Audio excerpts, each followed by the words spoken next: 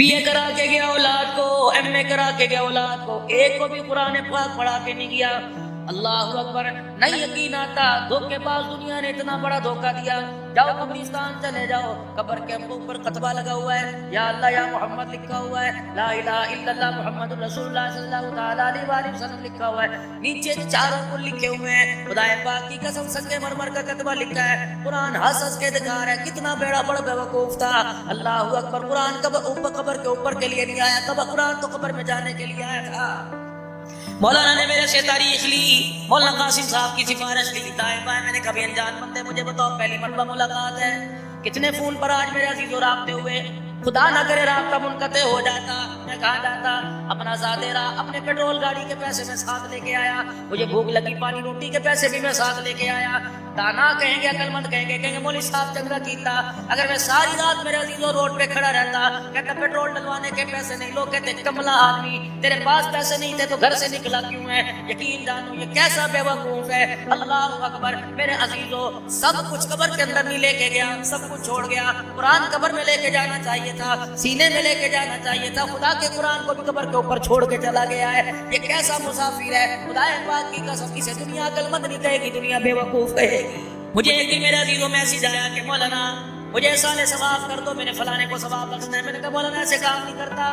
ہاں نقد 3 مرتبہ قل اللہ شریف پڑھ دوں گا, سورہ یاسین پڑھ دوں گا, قل اللہ شریف پڑھوں گا. کہوں گا یا اللہ جس نے میسج کیا اس کو اللہ اس کا ثواب پہنچا دے, واقع جہاں مرضی بھیجتا پھرے.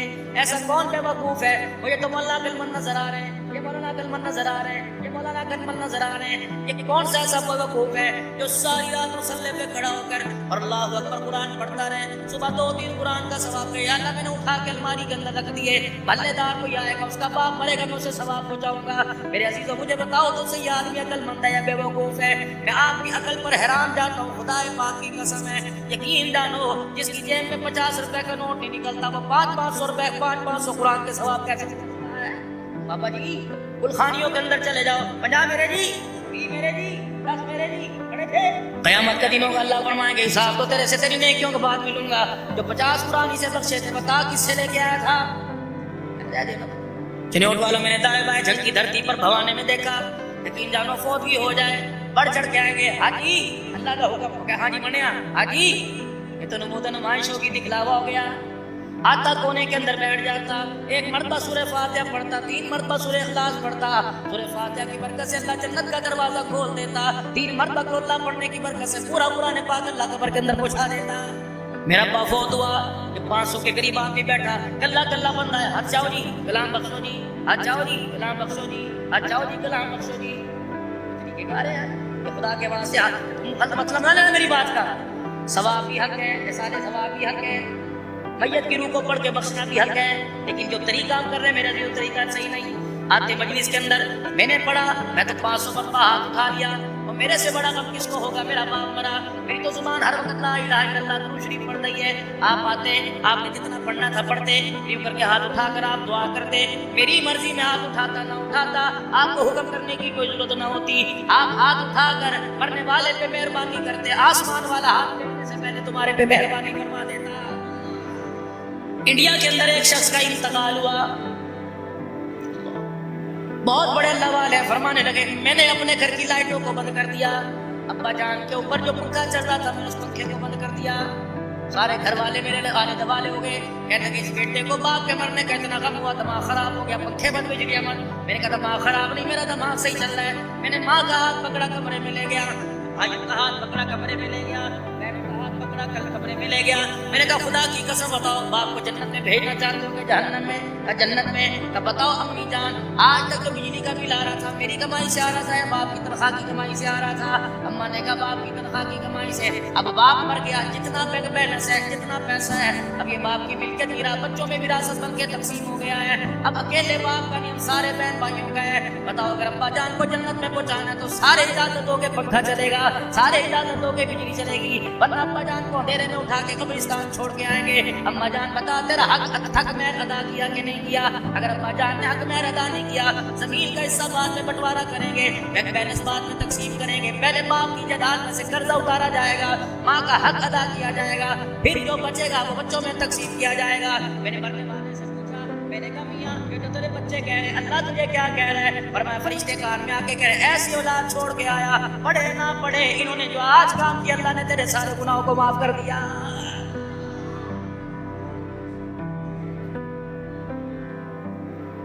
چھوڑ دو دنیا کے دھندے، دھوکا۔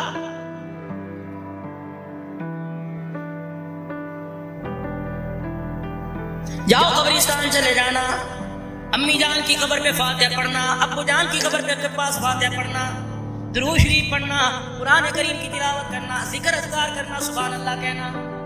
مولوی صاحب میں ساری زندگی کملیج گزار دی تھی، نہ میں نے کلمہ پڑھنا آتا نہ مجھے قرآن پڑھنا آتا ہے۔ میں نے کہا میاں پھر بھی کوئی بات نہیں، پروردگار عالم بڑا غفور رحیم ہے۔ کہ مولوی صاحب میں کیا کروں؟ میں نے کہا صبح جب چرپائی پر سو کے اٹھا کے بیٹھا کر، پیر میں جوتی پہننے سے پہلے، اپنی آنکھوں کو ملنے سے پہلے نیت کر لیا کر یا اللہ جتنے میں نیک کام کروں گا، جتنی مرتبہ بسم اللہ پڑھوں گا، 10-5 روپے صدقہ خیرات کروں گا، سبحان اللہ کہوں گا، درود شریف پڑھوں گا، یا اللہ سنت کے مطابق جتنے کام کروں گا، یا اللہ شام تک جتنی بھی نیک کیا کروں، سارے کا سارا ثواب میرے ماں باپ کی روح کو پہنچا دیں۔ نہ کلام لینی پئی، نہ مولوی صاحب کو جانا پیا، نہ فلانی جگہ جانے پہ، سارے کام ہو گئے میرے بھائی۔ زحمت دینے کی کس کو ضرورت ہی کوئی نہیں۔ اچھا کبھی آپ نے سوچا تو ہوگا نا یار یہ 300 قرآن کاغذ پہ لکھے کس نے پڑھے؟ ابا کل فوت ہوا 300 کس نے پڑھ دیے؟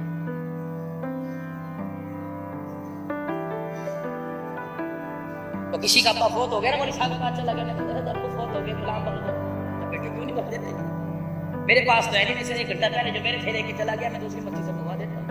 انہوں نے دوسری مسجد والے کو فون کیا، انہوں نے کہا بھائی میرا نمازی فوت ہوا کچھ کلام دے دو، انہوں نے کہا لے لے 570 قرآن پاک، اس نے کون سا پڑھنے دے، اللہ کو طرف 570 لے کے لے دوسری جگہ فون کرنے لگا، کہا صاحب ہوں کی کر دے پے؟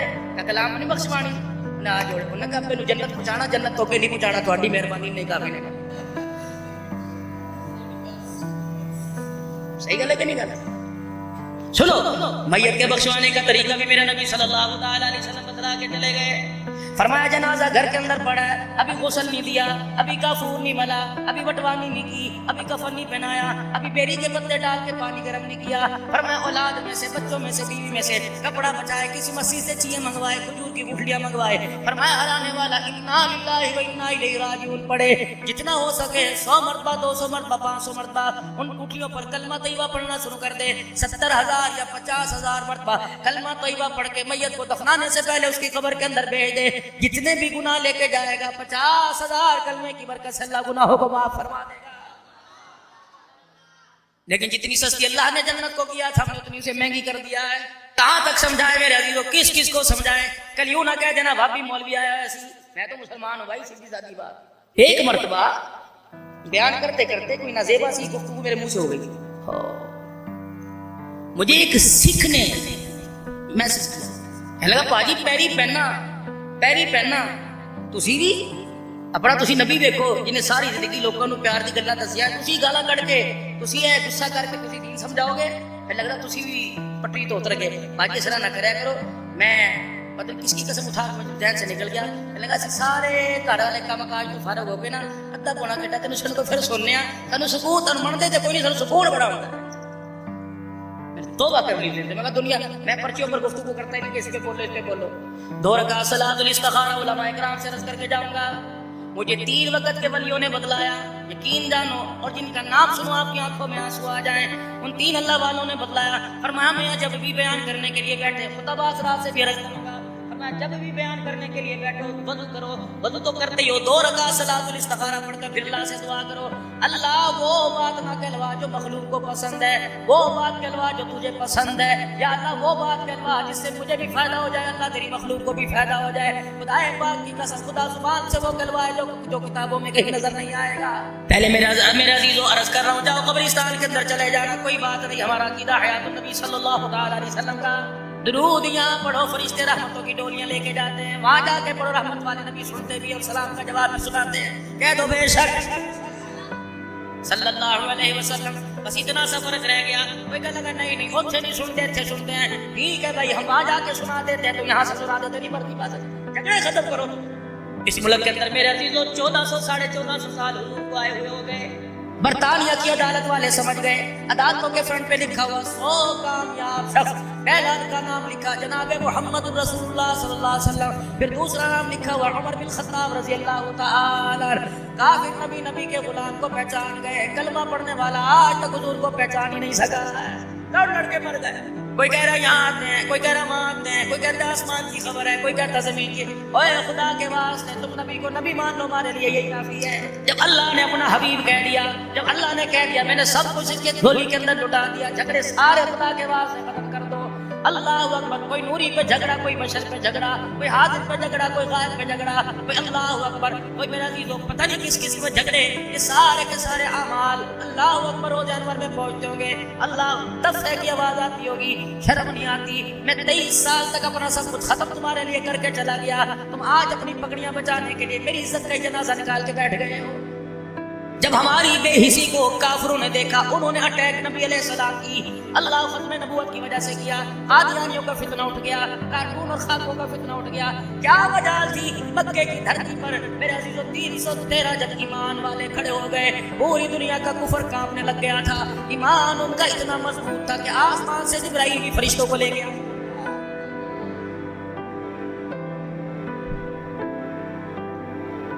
اتنے ایمان کے پکے لوگ تھے، من کے سچے لوگ تھے، چہرے پر نورانیت اتنی تھی کہ حضور علیہ السلام نے ان کو دیکھ کے کہا تھا اللہ اگر یہ بچ گئے تو تیرا دین بچ جائے گا، اگر یہ ختم ہو گئے تو دھرتی پر تیرا قیامت تک نام لینے والا کوئی نہیں آئے گا۔ سبحان اللہ، سبحان اولئک کتب فی قلوبہم الایمان۔ محبوب میں نے انہیں ٹھوک بجا کے دیکھا ہے، میں نے انہیں اوپر نیچے سے دیکھا ہے، اور تو اور تیرا بلال ایمان نہیں پڑتا۔ مکے کی دھرتی پر امیہ کی مارے کھا کھا کر امیہ کے منہ پر تماچے مار کے کہہ رہے کتنا مارے گا، مار مار کر میری رگوں سے خون نکال سکتا ہے، سینے سے عشق رسول نہیں نکال سکتا۔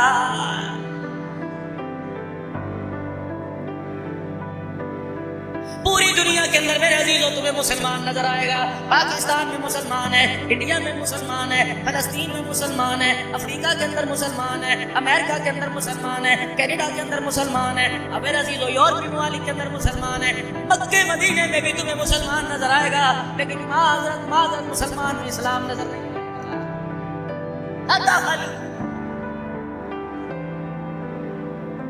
وَاشْتَرَوْا بِهِ ثَمَنًا قَلِيلًا۔ کس نبی کی زندگی کا سودا کر بیٹھے تھوڑے سے پیسوں پر،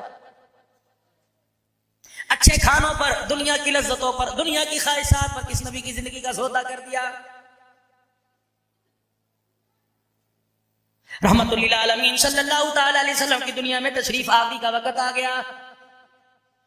دادا جان عبد المطلب سر پکڑ کے بیٹھا ہوا ہے، دادی کہنے لگی کیا بات ہے کہ آج تک کبھی کسی نے میرے پہ انگلی نہ اٹھائی، آج انگلیاں اٹھنے لگ گئی۔ کیا انگلی اٹھی؟ کہ مکے کی دھرتی پر میری سرداری کے ڈنکے بجتے تھے، مکے کی دھرتی پر میری عزت اور شہرت عام تھی، لیکن آج لوگوں نے انگلیاں میری بہو کی وجہ سے اٹھا دی اور کہا کیسی بہو لے کے آیا ہے؟ بیوہ عورتیں، عرب کا رواج ہے خوشبو نہیں لگاتی، ہماری گھر والیاں جب تیری بہو کے